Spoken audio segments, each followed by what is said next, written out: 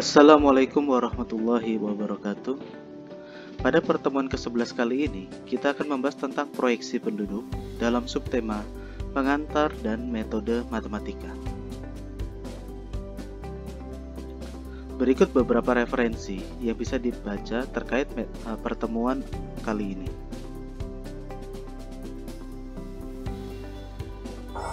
Pendahuluan. Latar belakang. Manusia merupakan subjek dan objek dari pembangunan. Perencanaan pembangunan memerlukan gambaran kondisi penduduk, sehingga dalam hal ini manusia menjadi objek pembangunan. Dalam merencanakan pembangunan, perlu gambaran penduduk di masa mendatang. Hal ini bisa didapat dari proyeksi penduduk. Namun, ketersediaan data diperlukan dalam perencanaan pembangunan. Apakah data tersedia? Ternyata ketersediaan data terbatas.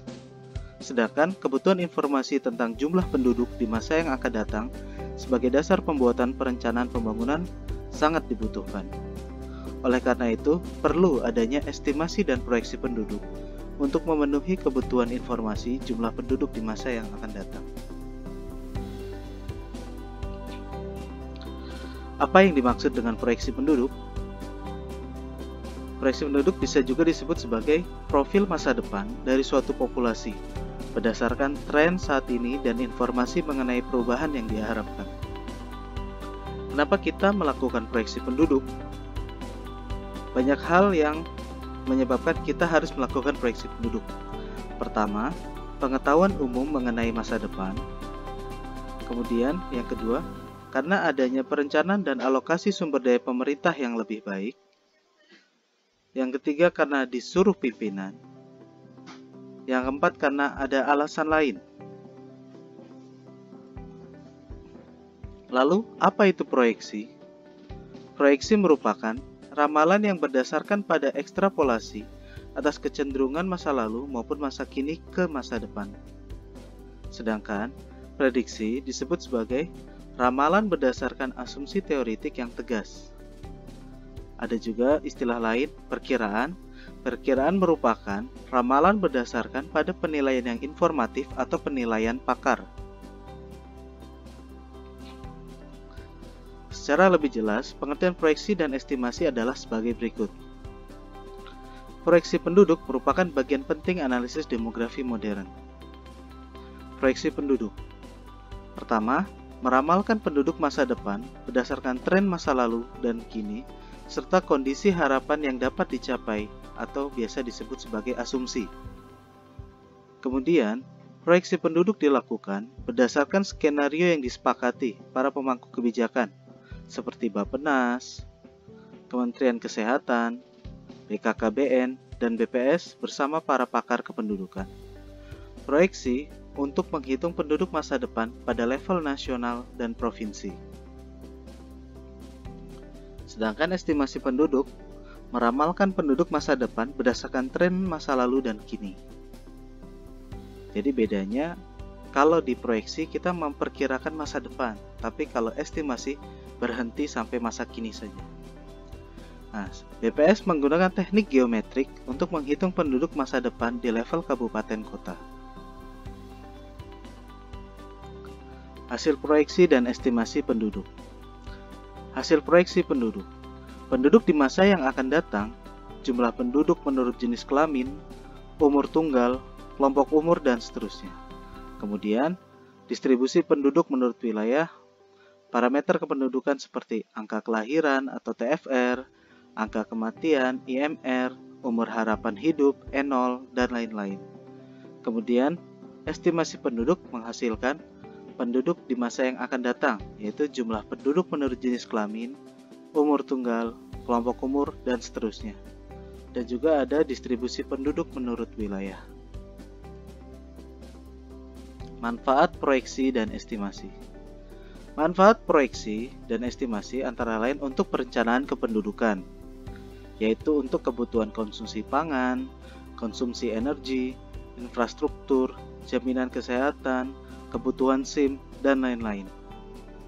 Bisa juga manfaat lainnya adalah sebagai monitoring program, yaitu memantau capaian kegiatan yang sedang dilaksanakan dan melakukan perbaikan program yang sedang berjalan. Selain itu, manfaat lainnya adalah sebagai evaluasi program, memberikan informasi kegiatan yang telah diselesaikan.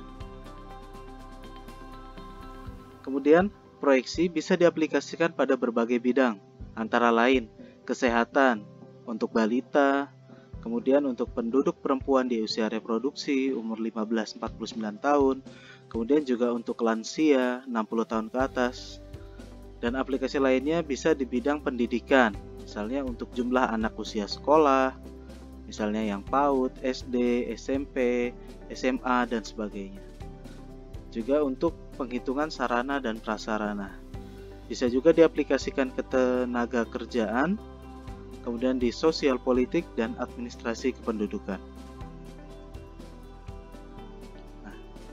Namun yang perlu diperhatikan dalam melakukan sebuah proyeksi adalah ada 3 hal. Pertama, semakin panjang periode proyeksi, semakin besar tingkat kesalahan.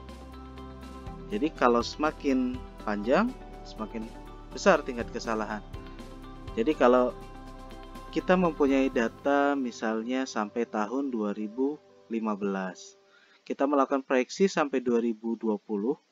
Dibanding kita melakukan proyeksi sampai 2050, tentu tingkat kesalahannya lebih banyak yang sampai 2050. Yang kedua, yang perlu diperhatikan adalah semakin kecil unit pengamatan, semakin besar tingkat kesalahan. Jadi, kalau kita melakukan proyeksi, sifatnya itu top down. Jadi kita mengerjakan level nasionalnya dulu, kemudian level provinsi, level kabupaten kota, atau level nasional atau totalnya dulu, baru urbannya atau ruralnya. Sehingga semakin kecil tingkat unit pengamatan, semakin besar tingkat kesalahan. Jadi kesalahan proyeksi di level nasional dibanding kesalahan di level kabupaten kota lebih besar kesalahan di level kabupaten kota. Kemudian, semakin dalam unit geografis, semakin besar tingkat kesalahan. Ini juga bermakna hampir sama dengan yang kedua tadi. Jadi kesalahan di kabupaten ya tentunya datanya akan lebih banyak, level kesalahannya lebih besar dibanding kalau kita memproyeksikan hanya di level nasional. Kita perhatikan pertumbuhan penduduk dunia. Kita lihat zaman penjajahan tahun 1500 sampai 1950 itu pertambahan penduduk dunia itu sangat lambat ya, pertambahannya sangat lambat sampai ditemukan penisilin.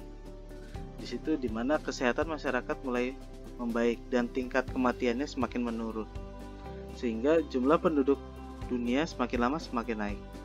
Dan sekarang diperkirakan di 2020 ini ada sebesar 7 miliar penduduk. 7 miliar penduduk, dan Indonesia ada sekitar 270 juta penduduk. Kemudian ini tren penduduk Indonesia. Di sini datanya hanya sampai tahun 2010 karena sensus penduduk 2020 sedang akan dihitung. Kita lihat trennya. Di tahun 1930 jumlah penduduk Indonesia itu baru 60,7 juta. Kemudian naik sedikit demi sedikit, di tahun 80 menjadi 146,9 juta, kemudian menjadi 178,6 juta, sampai di tahun 2010 terakhir ada 237,6. Nah, berdasarkan hasil proyeksi di tahun 2020 jumlah penduduk diperkirakan sebesar 270 juta penduduk. Kemudian kita lihat ke teori populasi penduduk oleh Malthus. Malthus bilang dia menentang teori dari Godwin, di mana teori Godwin bilang Godwin memperkirakan forecast of a perfect future where everyone needs would be satisfied. Jadi kalau menurut Malthus tidak semua orang itu bisa dipenuhi kebutuhannya. Jadi everyone to needs will be satisfied. Tidak semua orang bisa dipenuhi menurut Malthus. Nah, according to Malthus principle, this was impossible because there was a universal tendency for population to outrun the means of subsistence. Jadi di sini ada subsistensi yang menghalangi. Apa itu substansinya? Jadi Malthus merasakan bahwa ada dua konflik antara dua kebutuhan manusia. Yang pertama subsistensi untuk food, makanan, dan passion, keinginan untuk bereproduksi atau sexual intercourse-nya, hubungan selawan jenis. Nah, jadi menurut Malthus, population when unchecked increase in geometric ratio, subsistence increase only in arithmetical ratio. Nah, jadi makanan itu kenaikannya secara aritmatik, tapi pertumbuhan penduduk akan naik secara geometrik. Tentunya ada beberapa kritik terhadap konsep yang dibuat oleh Malthus ini. Jadi although he emphasized the limited supply of land, but he did not anticipate the benefit from improved transportation and opening up a new agricultural land and elsewhere. Nah, jadi dia walaupun dia bilang suplai lahannya itu harusnya dibatasi, tapi dia tidak mengantisipasi keuntungan yang dihasilkan dari jumlah tingginya transportasi atau peningkatan transportasi, terutama di dalam bidang agrikultur. Nah, jadi agrikulturalnya nggak diperhatikan. Jadi padahal kalau lahannya berkurang, tapi kalau transportasinya jalan, sebenarnya itu masih bisa diatasi gitu. Nah, kritik yang kedua adalah animal and plants can increase in geometric progression under favorable condition. Nah, teknologi can also advance at a rapid rate and can improve agricultural methods to increase productivity. Nah, jadi walaupun binatang, hewan, dan tanaman itu bisa tumbuh secara geometrik dalam kondisi tertentu, tapi ternyata teknologi juga bisa meningkatkan dalam tempo yang jauh lebih cepat, meningkatkan pertanian jauh lebih cepat dan meningkatkan produktivitasnya. Jadi ini yang tidak terbayang oleh Malthus, ternyata ada teknologi. Kemudian yang ketiga, he did not emphasize the control of fertility within marriage. He only stated on delayed marriage. Jadi dia nggak bilang tuh kalau fertilitas itu bisa dikontrol dengan pernikahan, tapi dia hanya bilang menunda pernikahan. Jadi dia waktu itu belum terpikirkan adanya sistem KB gitu, jadi mungkin saat itu belum ada, jadi Malthus tidak terpikir hal seperti itu.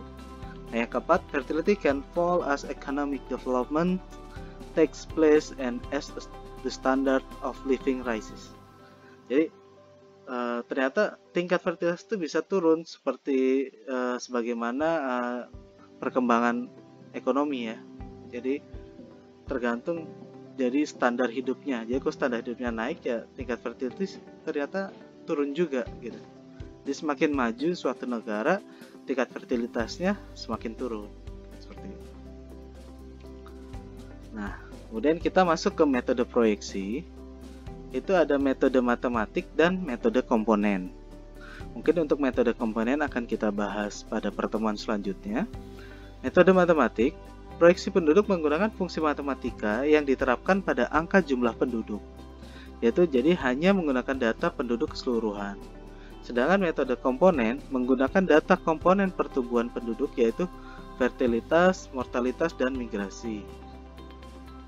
Nah, perbedaan antara metode matematik dan metode komponen adalah, pertama, metode matematik itu sederhana, mudah dilakukan. Yang dibutuhkan hanya LPP, laju pertumbuhan penduduk. Hasilnya hanya jumlah dan komposisi penduduk, tidak sampai pada parameter. Sedangkan metode komponen rumit, sulit dilakukan, kemudian dia membutuhkan parameter-parameter. Misalnya TFR, ASFR, IMR, migrasi dalam hal ini biasanya ASNMR, dan asumsi-asumsi. Namun, hasilnya komprehensif, dapat menghasilkan parameter demografi pada masa yang akan datang. Jadi itu dia perbedaan antara metode matematik dan metode komponen. Metode matematik. Metode matematik merupakan opsi lain melakukan proyeksi penduduk selain metode komponen. sering juga disebut sebagai metode tingkat pertumbuhan penduduk atau growth rates. Nah, metode matematik menyediakan estimasi dan proyeksi dari total penduduk menggunakan tingkat pertumbuhan penduduk atau untuk tingkat lanjutnya melalui fitting curve yang menyajikan gambaran matematis dari perubahan jumlah penduduk seperti kurva logistik. Kemudian, mengasumsikan pertumbuhan yang konstan baik untuk model aritmatik, geometrik, atau eksponensial. Nah, jenis-jenis proyeksi penduduk matematik yang kita pelajari di sini ada model aritmatik, model geometrik, model eksponensial, dan model logistik. Model aritmatik. Model aritmatik mengasumsikan bahwa jumlah penduduk pada masa depan akan bertambah dengan jumlah yang sama setiap tahun. Formulanya atau rumusnya adalah PT sama dengan P0 dikali 1 plus RT. Sehingga R atau laju pertumbuhan penduduknya itu sama dengan 1 per T dikali dalam kurung PT per P0 minus 1. Nah, di mana PT merupakan jumlah penduduk pada tahun T, sedangkan P0 jumlah penduduk pada tahun awal, R merupakan laju pertumbuhan penduduk, dan T periode waktu antara tahun dasar dan tahun T. Nah, ini catatan untuk model aritmatik. Kita bisa perhatikan pada gambar grafik. Jadi kalau aritmatik itu penambahannya stagnan, jadi konstan penambahannya, sehingga kalau dibuat dalam grafik dia akan berbentuk garis lurus. Jadi pertumbuhan penduduk relatif tetap atau konstan tiap tahun. Kemudian model aritmatik digunakan jika hanya jumlah total yang ingin diketahui.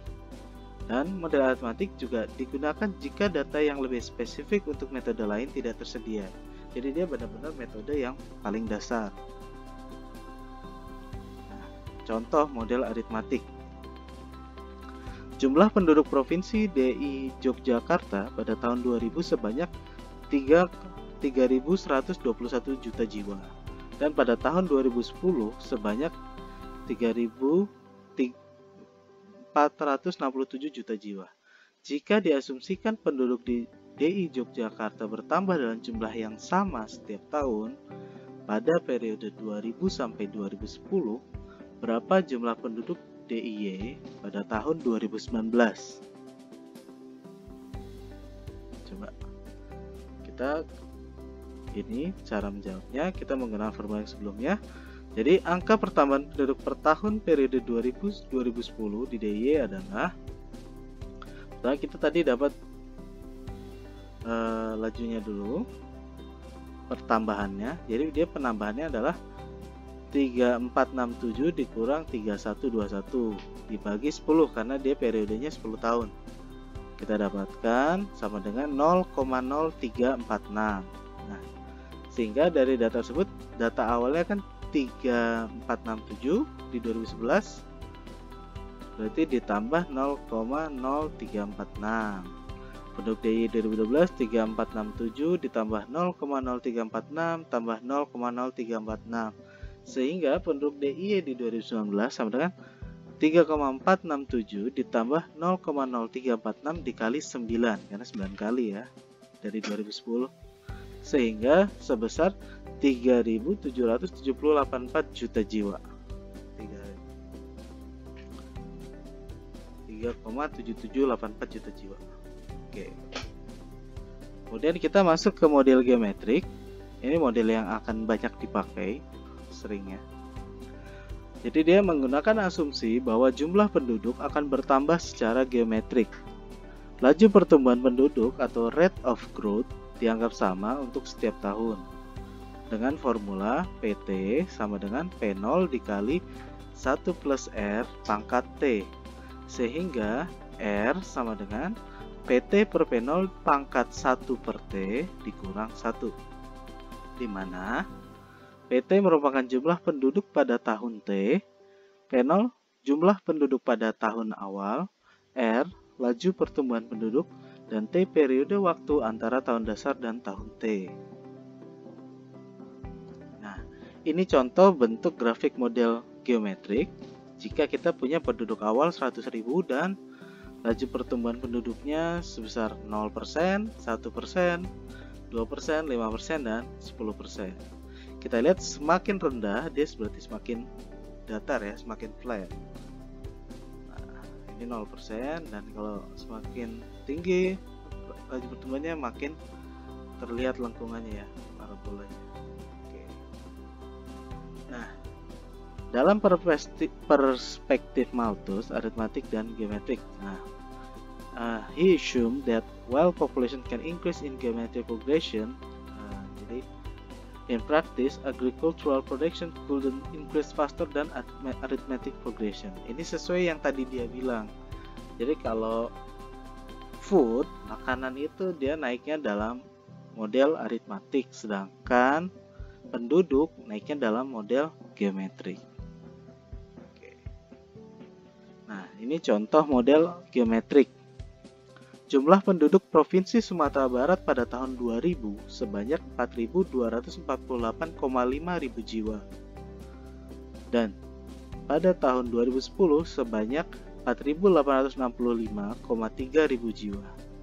Jika diasumsikan penduduk Sumatera Barat bertambah secara geometrik, berapa jumlah penduduk Sumatera Barat pada tahun 2019? Ini jawaban model geometriknya. Jadi pertumbuhan penduduk tahunan 2020 kita cari dulu. Jadi tadi 4865,3 dibagi 4248,5 pangkat 1/10 minus 1. Sehingga kita dapat laju pertumbuhan penduduknya sebesar 0,013649. Sedangkan penduduk Sumatera Barat tahun 2019 berarti sama dengan P 2019 sama dengan 4248,5 atau PT-nya dikali 1 plus R. R-nya di sini 0,013649 pangkat 19 ya. Sama dengan 5496,7 ribu jiwa. Oke.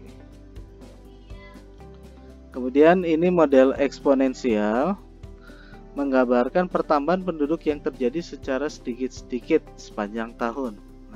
Beda dengan metode geometrik yang mengasumsikan bahwa pertambahan penduduk hanya terjadi pada satu saat selama kurun waktu tertentu. Nah, formulanya adalah PT sama dengan P0 dikali E pangkat RT. Sehingga R atau laju pertumbuhan penduduknya sama dengan 1 per T dikali ln PT per P0.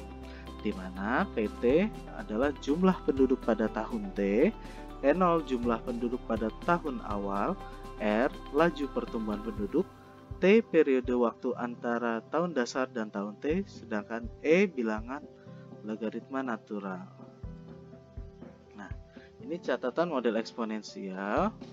Jadi dia mirip-mirip geometrik tapi dia lebih tegas garisnya ya, jadi lebih tegas. Jadi population is daily change. Nah, hasil metode eksponensial dia akan mendekati geometrik jika LPP-nya relatif rendah. Jadi antara 1 sampai 2%. Oke. Nah, ini contoh untuk model eksponensial.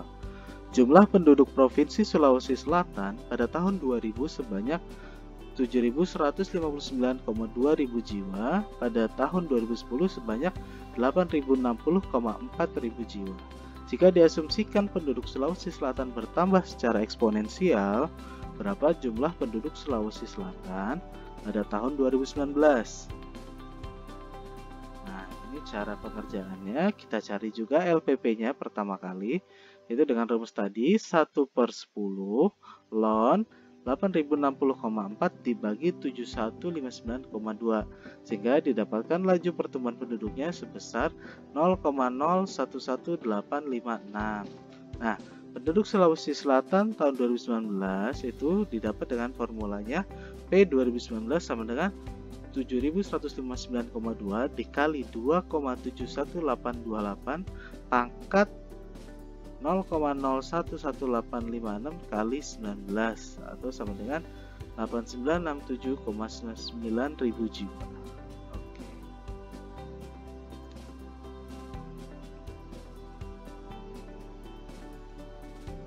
Nah, model logistik dalam proyeksi penduduk metode matematik.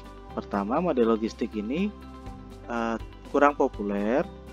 Kemudian dia lebih sesuai untuk proyeksi populasi binatang karena kalau kita lihat grafiknya, dia ada mengalami pasang surut. Jadi sedikit populasinya, kemudian jadi banyak, terus nanti ada kemungkinan untuk menjadi sedikit lagi dan seterusnya. Ini formulanya PT sama dengan R dibagi C kali R pangkat E pangkat minus T ditambah K, di mana PT merupakan jumlah penduduk pada tahun T, R laju pertumbuhan penduduk, T periode waktu antara tahun dasar dan tahun T, E bilangan logaritma natural, 1 per C sama dengan initial population size, dan R per K sama dengan upper limit of projection. Nah, proyeksi penduduk kabupaten atau kota menggunakan metode matematik. Kalau kita membuat proyeksi menggunakan metode matematik, kita harus pertimbangkan atau perhatikan LPP tahunannya dan tren LPP di masa lalu. Apakah wajar? Contoh, LPP-nya 0 atau minus. Kalau minus, apakah mungkin dalam tahun-tahun ke depannya penduduknya akan habis kalau dia minus. Jadi pertimbangkan apakah menggunakan LPP 0 atau minus. Jadi di sini kita perlu adjustment istilahnya ya, expert adjustment. Di sini biasanya seorang pakar demografi dia akan menentukan. Kemudian ada kalau misalnya LPP di atas 4%, apakah wajar? Kalau kenaikannya sangat tinggi laju pertumbuhan penduduknya, apakah wajar? Apakah karena ada musibah di suatu wilayah lain sehingga penduduknya berbondong-bondong pindah karena suatu hal, atau apakah di musim mudik? Jadi kita harus perhatikan apakah LPP di atas 4% itu wajar. Kemudian LPP di atas 7%, apakah masih wajar? Kalau 4% aja kita masih ragukan, apalagi 7%. Jadi kita bagaimana? Kita harus lihat fenomena lapangannya.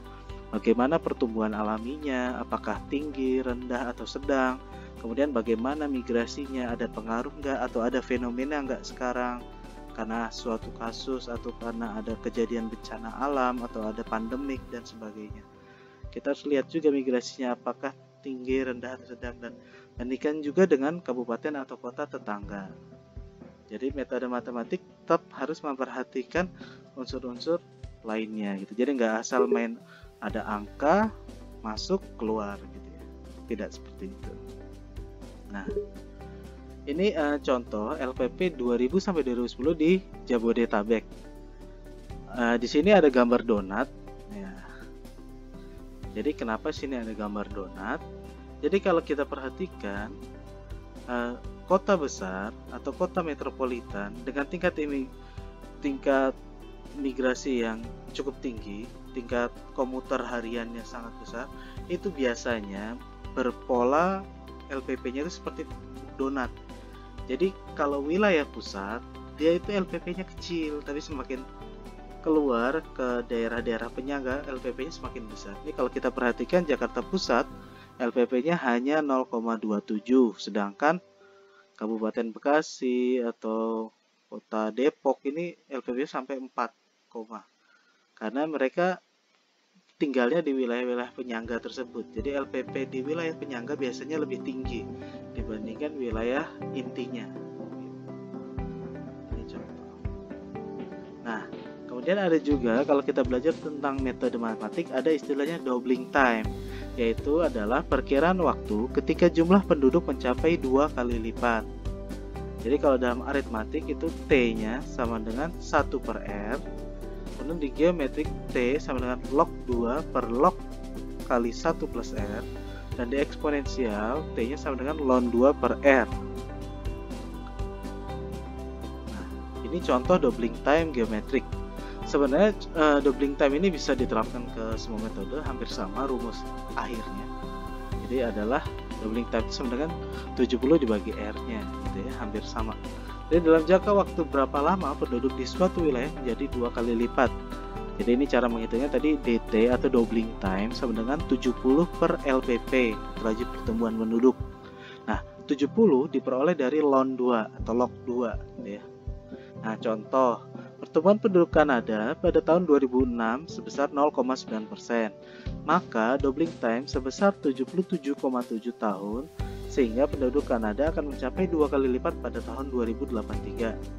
Nah, sekarang coba bagaimana dengan provinsi atau kabupaten Anda? Coba hitung dari tahun 2010, tahun berapa penduduk di wilayah Anda kira-kira mencapai 2 kali lipat. Oke, nah ini adalah latihan berdasarkan metode matematik, yaitu aritmatik, geometrik, dan eksponensial yang sudah kita bahas sebelumnya. Jadi cari laju pertumbuhan penduduknya, kemudian jumlah penduduk di tahun 75, 80, dan 85, dan tahun berapa ketika jumlah penduduk mencapai 2 kali lipat. Oke, ini adalah akhir dari pertemuan ke-11. Sampai jumpa di pertemuan selanjutnya. Sekian dari saya. Wassalamualaikum warahmatullahi wabarakatuh.